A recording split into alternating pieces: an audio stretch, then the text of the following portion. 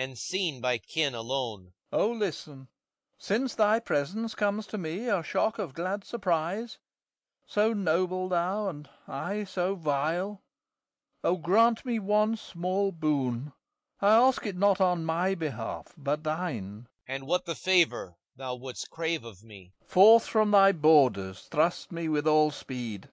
Set me within some vasty desert, where no mortal voice shall greet me any more. This had I done already, but I deemed it first behoved me to consult the God. His will was set forth fully, to destroy the parricide, the scoundrel, and I am he. Yea, so he spake, but in our present plight 'twere better to consult the God anew. Dare ye inquire concerning such a wretch?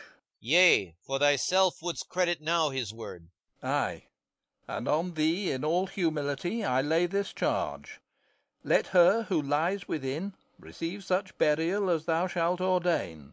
Such rites 'tis thine, as brother, to perform.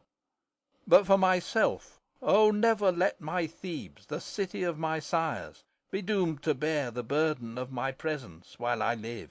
No, let me be a dweller on the hills.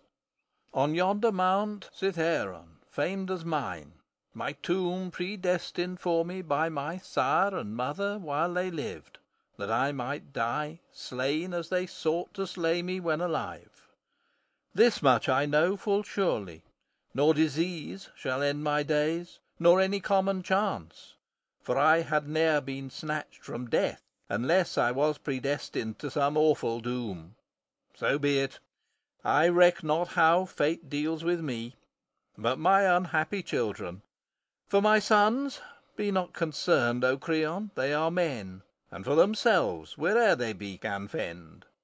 But for my daughters twain, poor innocent maids, who ever sat beside me at the board, sharing my viands, drinking of my cup, for them I pray thee care.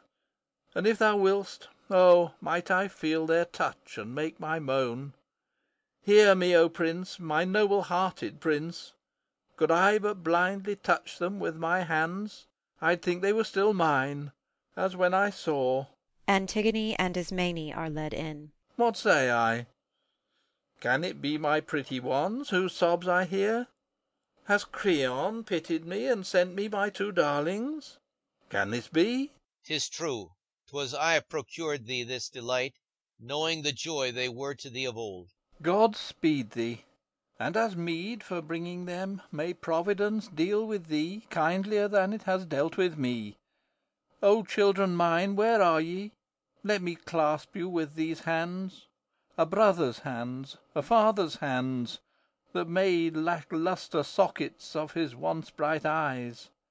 Hands of a man who blindly, recklessly, became your sire by her from whom he sprang.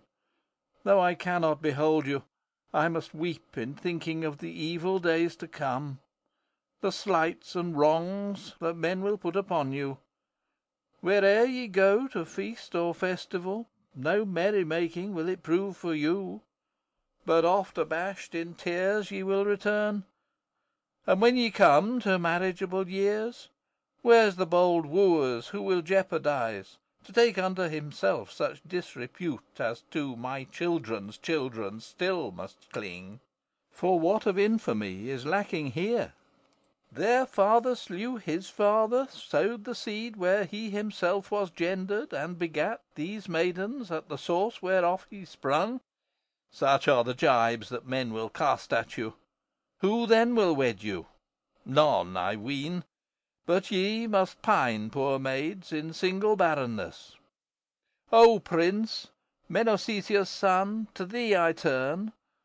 With thee it rests to father them. For we, their natural parents, both of us are lost. O leave them not to wander, poor, unwed, thy kin, nor let them share my low estate. O pity them, so young, and but for thee all destitute. Thy hand upon it, Prince. To you, my children, I had much to say, were ye but ripe to hear. Let this suffice.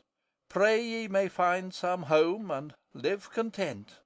And may your lot prove happier than your sire's. Thou hast had enough of weeping. pass within. I must obey, though 'tis grievous. Weep not, everything must have its day. Well, I go, but on condition. What thy terms for going say? Send me from the land an exile. Ask this of the gods, not me. But I am the gods' abhorrence. Then they soon will grant thy plea. Lead me hence, then. I am willing. Come, but let thy children go. Rob me not of these my children. Crave not mastery in all, for the mastery that raised thee was thy bane and wrought thy fall. Look ye, countrymen and plebeians, this is Oedipus the Great, he who knew the Sphinx's riddle and was mightiest in our state. Who of all our townsmen gazed not on his fame with envious eyes? Now in what a sea of trouble sunk and overwhelmed he lies. Therefore wait to see life's ending ere thou count one mortal blessed. Wait till free from pain and sorrow he has gained his final rest. End of Part 2. End of Oedipus by Sophocles.